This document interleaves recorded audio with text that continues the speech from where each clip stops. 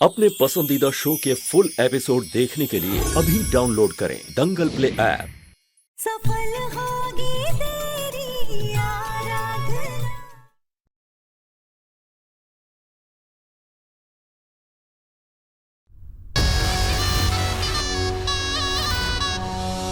आज पूरा दिन एमडी ने आराधना का चेहरा नहीं देखा।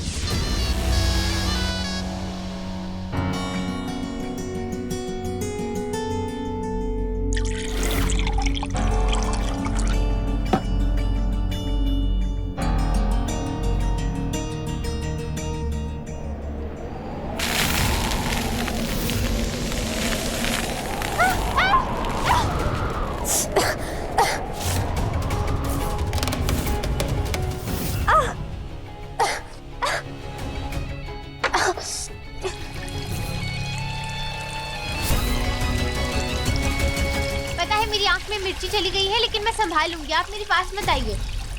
हाँ, कितनी अच्छी तरह तुम खुद को संभाल सकती हो ना, दिख रहा है मुझे। और मैं आ भी नहीं रहा हूँ। और वैसे भी जब विंडो खुली रखोगी, इतनी सारी मिर्च रखोगी, तो क्या हालत होगी तुम्हारी? हवा चलेगी तो आंखें फूटेंगी ना तुम्हारी। और वैसे भी तुम्हें भुगतना तो चाहिए सब कुछ जो इतना तंग करती हो। थोड़ा तंग तुम्हें भी होना चाहिए।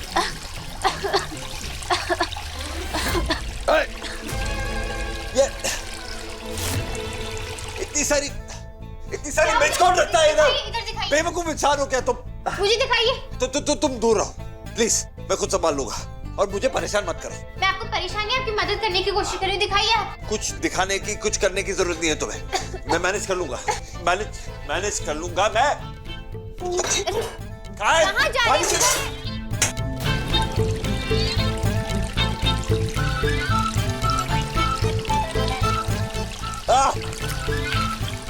ये लीजिए, ये देसी घी है।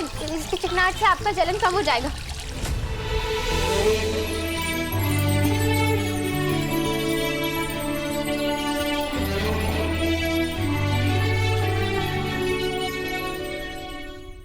आज तो बस शुरुआत है। आज के बाद मैं ऐसे हालात पैदा करूंगी कि एमडी जिंदगी भर उस आराधना की शक्ल नहीं देख पाएंगे।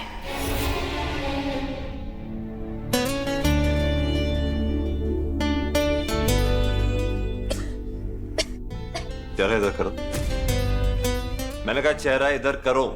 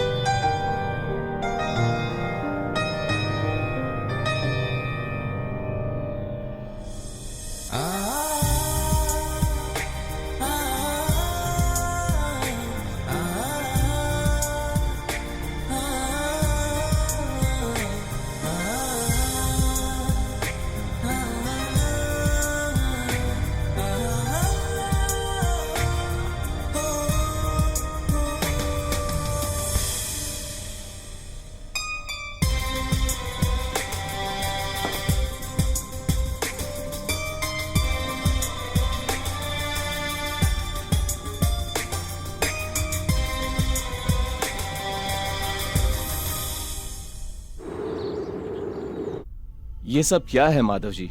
इतने डीप कट्स? आपको मुझे उसी वक्त पे कॉल कर देना चाहिए था, या फिर क्लिनिक आ जाते। इन्फेक्शन इतना बढ़ गया है कि इसकी वजह से इन्हें बुखार आ गया। कोई बात नहीं, मैं मेडिसिन लिख के दे देता हूँ, टाइम पे लेते रहिएगा। और अगर कुछ भी हो तो फौरन मुझे कॉल कीजिएगा। Please take care. Thank you doctor. Thank you. Madhav, ये सब कुछ तुम्हारी लापरवाही की वजह से हुआ है। आप माधव जी की पत्नी है ना? आइए। देखिए, माधव जी का इन्फेक्शन बहुत बढ़ गया है। उन्हें टाइम से एंटीबायोटिक देना बहुत जरूरी है, वरना उन्हें एडमिट करना पड़ेगा। बहुत सीरियस प्रॉब्लम हो जाएगी। सो प्लीज ये दवाइयां टाइम से उन्हें देते रहिए, और एक भी दवाई मिस नहीं होनी चाहिए। Thank you. Take care. Thank you doctor. भैया, वो उत्तराखंड के बहेला का पहला स्कूल हमारे इंस्टीट्यूट का है। एमएलए साहब चाहते हैं उसका इनॉग्रेशन आप अपने हाथों से करें। लेकिन किशन, माधव ऐसी हालत में कैसे जा सकता है? एक काम करो, तुम जाओ और एमएलए साहब को समझा देना। जी दीदी।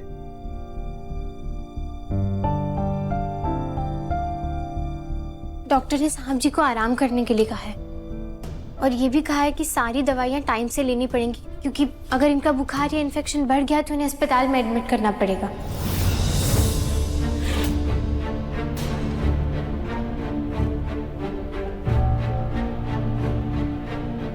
हम इनॉग्रेशन के लिए जाएंगे किशन।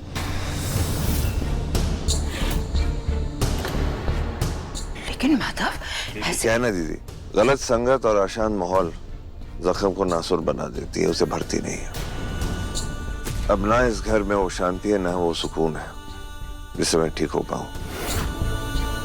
बेहतर ये है कि थोड़ी देर के लिए मैं यहाँ से निकल जाऊं, शायद तबीयत भी ठीक हो जाए। साहब जी, लेकिन माधव तुम देविका, जलेबी से कहो कि सामान पैक करें अभी। जी, मैं जलेबी से कह के ना आपकी दवाइयां भी मंगवा देती हूँ।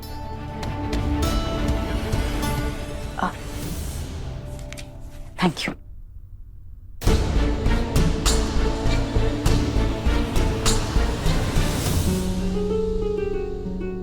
देविका जी, ये बड़े मालिक की कुछ दवाइयां हैं, इन्हें भी पैक कर लीजिए। हाँ दो, मैं एमडी के सामान के साथ इसे भी रख देती हूँ। जलेबी, ये क्या बदतमीजी है? घर के मेहमानों से हम कब से काम करवाने लगे हैं। सारा सामान जाकर आराधना को दो और हम माधव का सामान भी वही पैक करेंगे। ये जो दवाइयां है वो आराधना को देना। माधव की पत्नी है वो सारा काम अब वो ही करेगी। सॉरी मैडम जी, गलती हो गई, दोबारा नहीं होगी।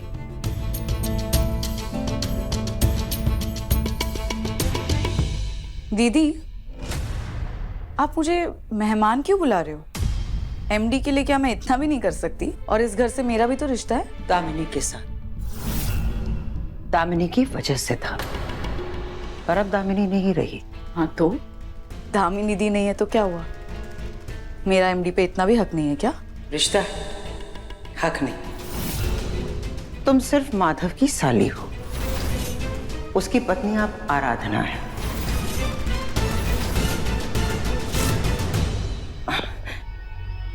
देविका, तुम इस घर की मेहमान बनकर आई हो। यहाँ रहो, खाओ पियो, ऐश करो। घर वाले हैं ना, घर का सारा काम वो संभाल लेंगे। एक बात और, अपने जीजाजी को लेकर परेशान होने की कोई जरूरत नहीं है देविका। पिछली बार भी जब दामिनी के बारे में यह खबर हमें मिली तो 14 महीने बाद ही सही माधव ने खुद को संभाल लिया था। अब तो हमारे साथ आराधना भी है माधव को संभालने के लिए। हमें पूरा विश्वास है कि धीरे धीरे माधव खुद को संभाल लेगा। कोई भी जख्म जिंदगी भर हरे नहीं होते, वक्त मरहम बनकर वो घाव खत्म कर ही देता है। हाँ, माधव अब नाराज है, लेकिन धीरे धीरे करके उसकी नाराजगी भी कम हो जाएगी और उसका ये अकेलापन भी। वैसे अच्छा ही हुआ माधव जा रहा है, कम से कम इस घर से दूर रहेगा तो थोड़ा शांत तो हो जाएगा, है ना? अरे तुम हमारे साथ रहो, हमारे साथ एंजॉय करो। अरे ये क्या, तुमने अपना सामान पैक कर लिया है? तुम वापस जा रही हो क्या? नहीं, वो मैंने सोचा कि एमडी की तबीयत खराब है ना, उनके साथ चले जाती हूँ, उनका ख्याल रख सकती हूँ। नहीं नहीं नहीं, कोई जरूरत नहीं है। किशन जा रहा है ना माधव के साथ, वो उसका ख्याल रखेगा। तुम हमारे साथ रहो, लेट्स एंजॉय हियर। अच्छा वक्त बिताएंगे हम एक साथ। क्यों, आपको कोई काम है क्या मेरे से? काम तो कुछ भी नहीं है, बस हम सोच रहे थे कि हम अपने पति प्रशांत को तुमसे मिला देते हैं। प्रशांत,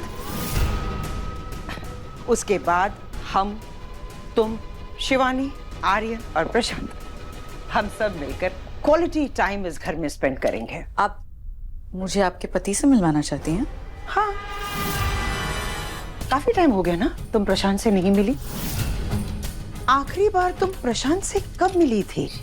जी वो याद आया, हाँ, आर्यन के 18th बर्थडे पर तुम प्रशांत से मिली थी, है ना? जी हाँ हाँ जी हाँ। बस अच्छा अच्छा मौका मिलेगा तुम्हें भी, हम साथ बैठेंगे, खूब एंजॉय करेंगे, पुरानी यादें ताजा करेंगे हम।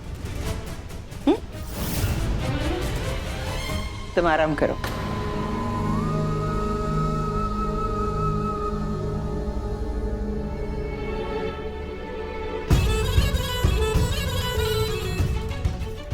नाटक करने में माहिर है ये लड़की। 4 दिन पहले प्रशांत से मिली थी और कह रही है आर्यन के बर्थडे पर मिली थी। इसका सच तो हम इसके मुंह से निकलवाते ही रहेंगे।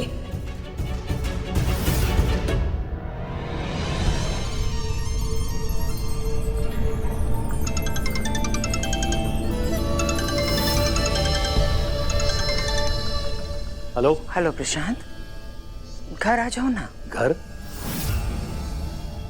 क्यों आज अचानक घर क्यों बुला रही हो तुम? कोई खास बात है क्या? कमाल है, घर आने के लिए कोई मौका ढूंढना होता है क्या? नहीं मतलब मेरा बेवजह आना तुम्हें पसंद नहीं आता ना। लो कर लो बात। तुम हमेशा मुझसे यही शिकायत करते रहते थे ना कि मैं तुम्हें घर नहीं बुलाती, बच्चों से मिलने नहीं देती। तो आज घर बुला रही हूँ, आ जाओ ना, मिल लो किसी से। नहीं मुझे नहीं मिलना किसी से। मतलब मेरे आने से तुम्हारे भाई को प्रॉब्लम होती है ना, महाराज गुस्सा हो जाते हैं। तुम्हें फर्क कैसे पड़ने लगा प्रशांत? मेरे भाई को गुस्सा दिलाना, उससे लड़ना, मौका तो तुम तलाशते रहते हो। इसे आज हो क्या गया है? मुझे घर बुलाने के लिए इतनी बेचैन क्यों है ये? इनका तुम्हारे दिमाग में आखिर चल क्या रहा है?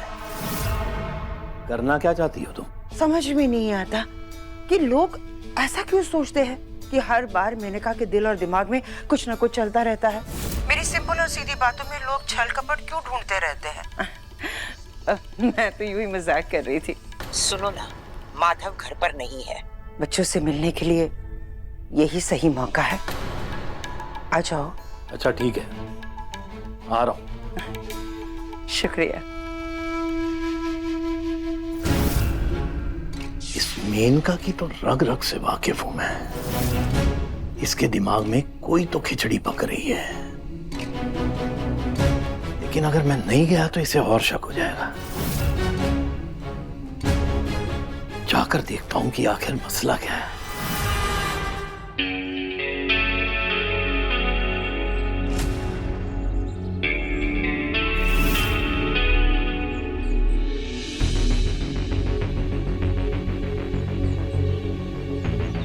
साहब जी रुके, मेरी बात सुन लीजिए एक बार। साहब जी देखिए, आप चाहे तो गुस्से में ना मुझे सजा दे दीजिए, लेकिन मेरी वजह से आप खुद को ऐसे सजा मत दीजिए ना।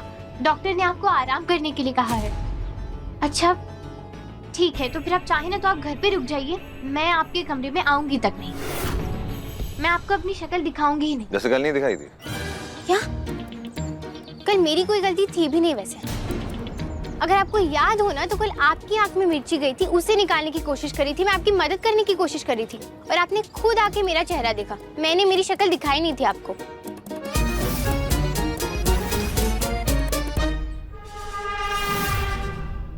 एग्जैक्टली तुम तो कुछ गलत करती नहीं हो, अपने आप चीजें गलत हो जाती हैं तुम्हारे आसपास, है ना?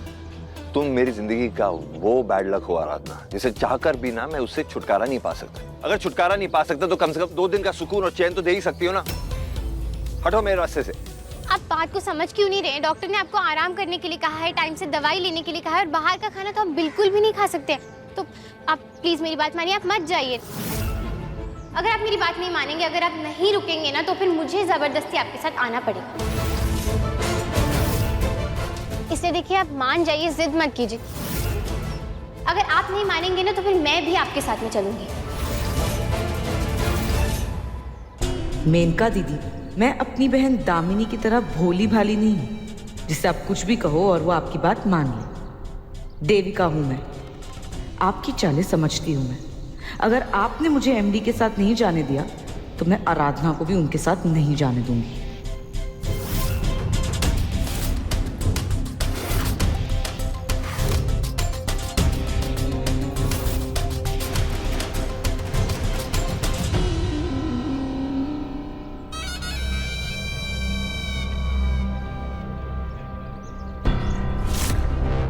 आराधना की कमजोरी विनायक ही अब मेरा हथियार बनेगा। जब विनायक रोएगा तो आराधना भागकर ऊपर आ जाएगी और तब तक एमडी चले जाएंगे।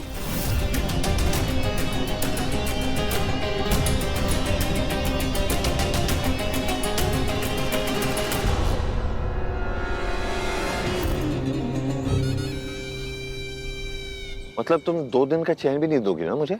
इतनी नफरत करती हो मुझसे? ऐसा कुछ नहीं, मैं बस आपको टाइम से दवाई और खाना दे दूंगी, फिर आपके सामने भी नहीं आऊंगी। ओह शट अप! कहीं नहीं जाने वाली तुम। चुपचाप अंदर घर में जाओगी तुम, बस। और हटो मेरे रास्ते से। और तुम क्या शक्ल देख रहे हो? सामान रख दिया ना तुमने, दवाइयां लो और गाड़ी में रखो। और टिफिन को हाथ भी मत लगाना, मरते दम तक इसके हाथ का खाना नहीं खाऊंगा मैं।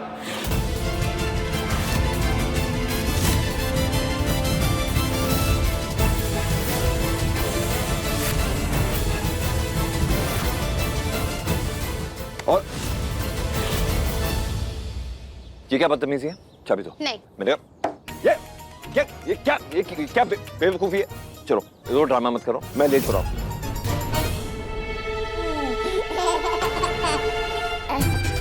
मैंने इतने जोर से पिंच किया और ये रो भी नहीं रहा है, हंस रहा है। रुक बेटा, तुझे अभी बताती हूँ। तेरी माँ की तरह तू भी बहुत ढीठ है ना। देखिए, ऐसी हालत में मैं आपको परेशान नहीं करना चाहती हूँ, लेकिन आप मुझे मजबूर कर रहे हैं सब करने के लिए। क्योंकि अगर आप अगर मेरी बात नहीं मानेंगे ना, तो मुझे आपके साथ में आना पड़ेगा।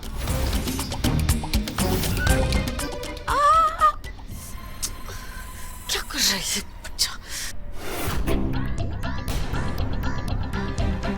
रुक बेटा, अब ना तुझे मेरा असली रूप बताना पड़ेगा।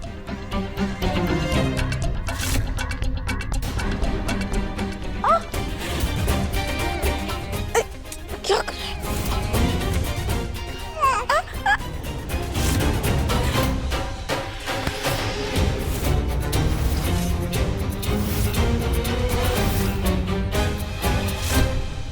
मेरे साथ आना चाहती हूँ? हाँ। Come, mademoiselle, please sit in the car. क्या? कृपया करके सिंहासन पे विराजमान कीजिए, समझी? हिंदी में कहभर देने से ना शब्दों के पीछे का नफरत या गुस्सा कम नहीं होने वाला है, इसलिए बेकार की कोशिश मत ही कीजिए आप।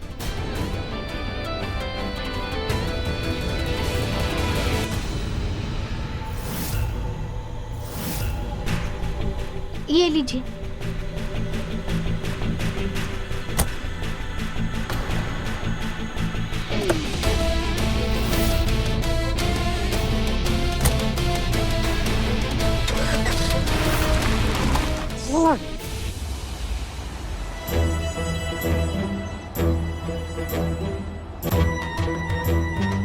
ये सीट बेल्ट को क्या हो गया? ये खुल क्यों नहीं रहा है?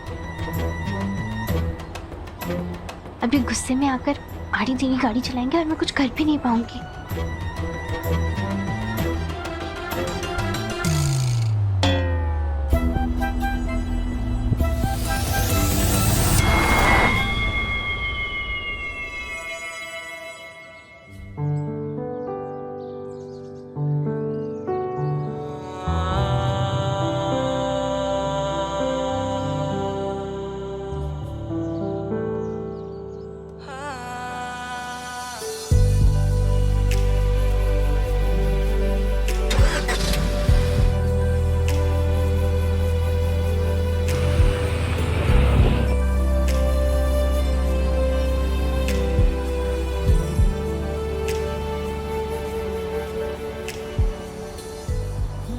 वाह, क्या रोमांटिक मौसम है। सर्द सर्द सी हवा, कुनकुनाती धूप, हल्की धुंध की चादर। हाय हाय, इस मौसम में अपनी पत्नी या गर्लफ्रेंड के साथ लॉन्ग ड्राइव पर जाने का मजा ही कुछ और है। और ऐसे में हम कोई रोमांटिक सा गाना सुना दें तो चेरी ऑन टॉप। तो लीजिए हमारी तरफ से एक प्यारा सा प्यार भरा गाना।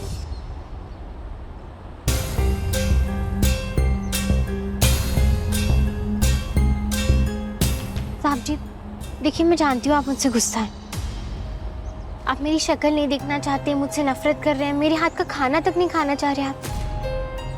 लेकिन आपके पास दूसरा कोई रास्ता नहीं है, क्योंकि डॉक्टर ने आपको सिर्फ घर का खाना खाने के लिए कहा। इसलिए मैं आज बिना तेल मसाले की खिचड़ी लेकर आई हूँ और ये उबला हुआ पानी भी लेकर आई हूँ मैं। उसके साथ साथ में 2-3 दवाइयाँ भी हैं जो कि आपको खाने के बाद खानी रहेंगी। और उबले हुए पानी से मेरे दादू ने कहा था कि किसी भी बीमारी में उबला हुआ पानी पी लो तो सब कुछ ठीक हो जाता है। और मैंने आपकी दवाइयाँ जिन्हें कि मैं अलग अलग पुटलियों में लेकर आई हूँ ताकि कोई गड़बड़ ना हो जाए। ये सुबह वाली है, ये दोपहर वाली और ये शाम वाली।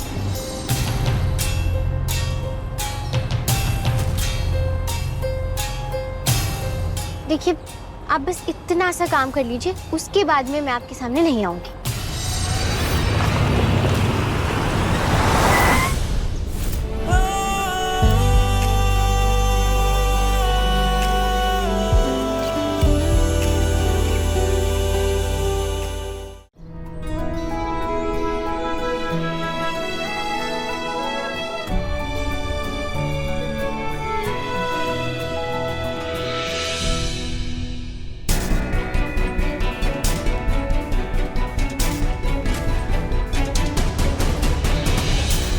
क्या हुआ देविका, बोर हो रही हो? नहीं तो। कोई बात नहीं, तुम्हारी बोरियत को दूर करने के लिए एक सरप्राइज है मेरे पास। सरप्राइज?